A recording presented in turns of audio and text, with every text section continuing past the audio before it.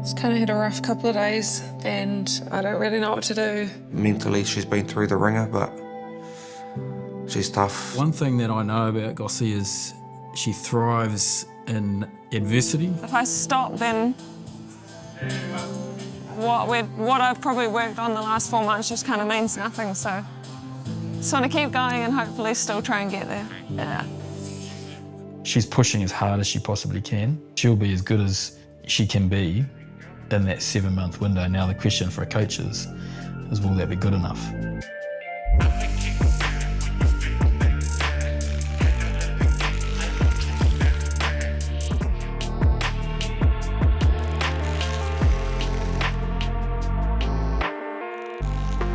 What does a team without Gossie look like? I think that gap was felt. I know it's hard to explain, but it just feels like something's missing. It's almost like she's the glue to the team. The experiences she's had, the things she's been through, the amount of pressure moments. We've been in so many situations where we've been down at half-time, but you look at her and she's like, it's okay, we've got this. And we come back and we win by heaps. Sarah Hirini, not for the first time, steps up for her country when they needed her most. And the team is still feeling her leadership, still feeling the mana that she carries with her. So while she's sometimes out of sight, man, she's certainly not out of mind. Probably sometimes I feel like I'm letting the team down by not being there. It's hard. I hate watching. Never been on the sideline for so long. I think, gutted at the start. I was like, man, this doesn't happen to me. I don't get injured.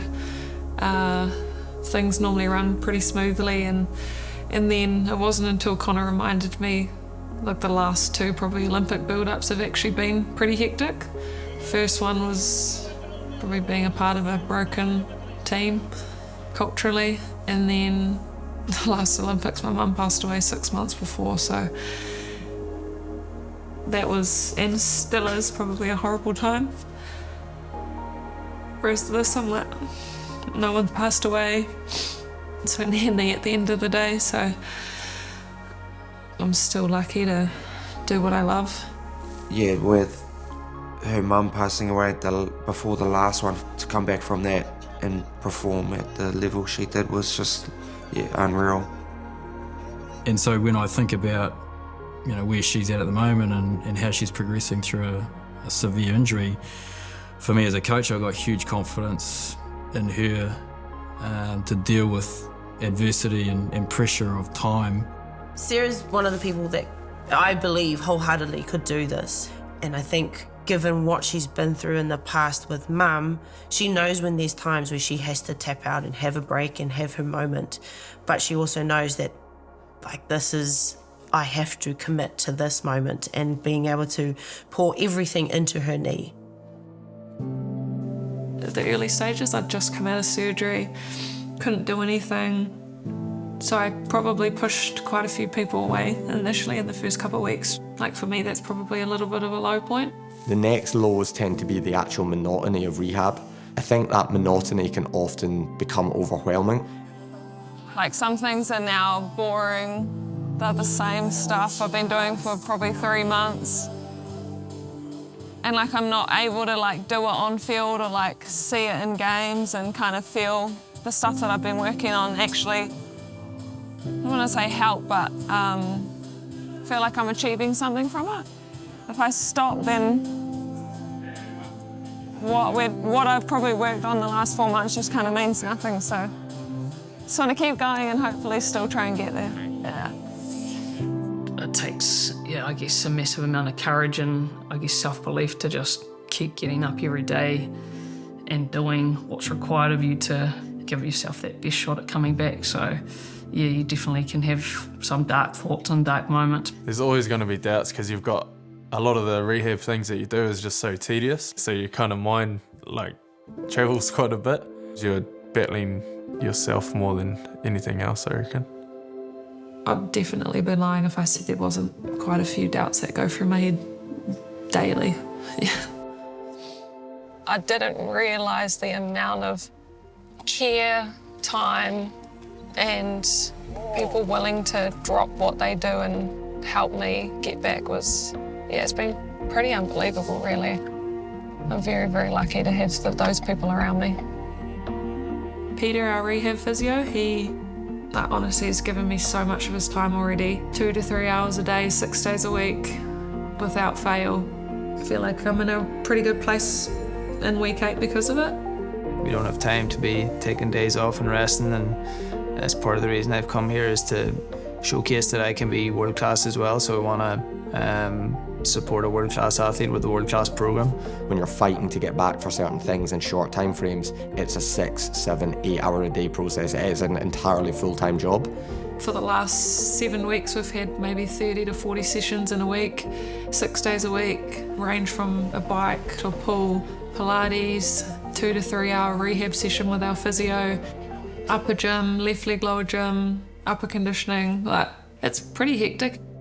Just kind of had a rough couple of days and I don't really know what to do other than what I already am doing. I'm kind of just feeling the pressure a little bit. I know the time's ticking. I want to get fit. I want to be in a good place.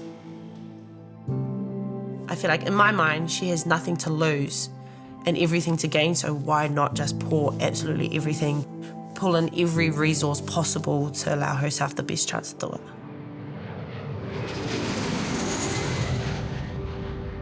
So I'm here in Qatar at the Aspetar complex, and starting tomorrow I got a 3D body scan, working pretty closely with Enda King, with the top ACL specialists in the world.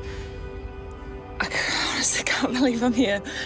The stuff that I got out of it wasn't actually big stuff that I need to work on. It's real small stuff, but done really effectively. And I'm someone who wants to do more. I'll work harder and think that's going to get better. But probably the big thing that came out of it was actually take a step back and get your priorities right and just do that. Don't add stuff for the sake of adding stuff, which I kind of like to do.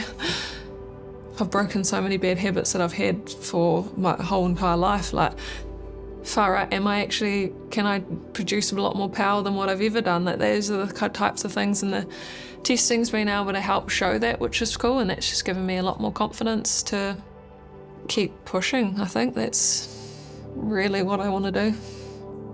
It's crazy watching things she's already doing. And I guess having seen a fair share of ACL injuries, like, you know how major it is. It's been amazing watching her journey. Like, she's pretty bloody inspirational. It's a massive amount of work and it's amazing what she's done, but like, it hasn't fully surprised me with the type of person she is, so. Yeah, if someone was going to do it, it was definitely always going to be her, for sure.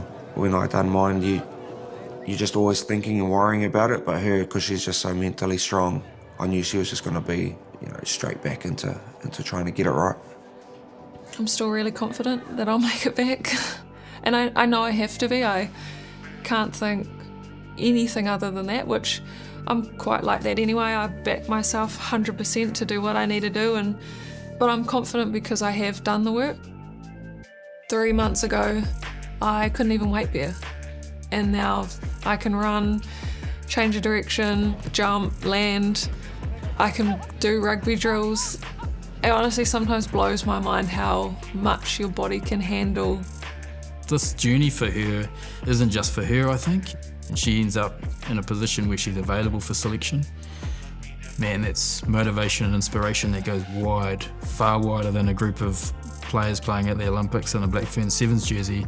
It gives hope to so many other people that are going through not just ACL injuries, but injuries in general. I've been pretty keen on sharing stuff on my socials around what I've been doing, and I know there's quite a few people going through rehab at the moment. I haven't really done it myself, so I want to be able to show what I'm doing and what it's like. When you see the people who are commenting support, and it's been a bit unbelievable, to be honest, and there's been quite a few people reach out and say I've been helping them through their journey. A few people taking the exercises I've been doing, which is pretty cool. I can see some great coming out of what I've been through, and instead of being like, man, I'm missing stuff, I'm like, yes, 2 more tournaments to go. yes, one more tournament to go, and like that means it's getting closer to being able to be in a position to hopefully get picked. That's how I'm seeing it. I'm really happy with the place that I'm in. I'm happy with how my knee feels, how my body feels. Whatever happens now, I know I'll be extremely proud and happy of where I've come to.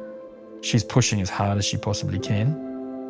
She's leaving no stone unturned. She'll be as good as she can be in that 7-month window. Now the question for a coach is will that be good enough?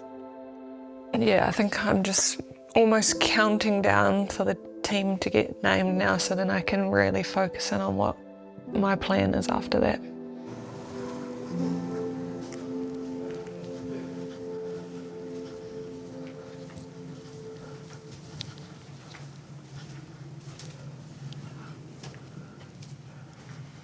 Hello. Hey, Gossie.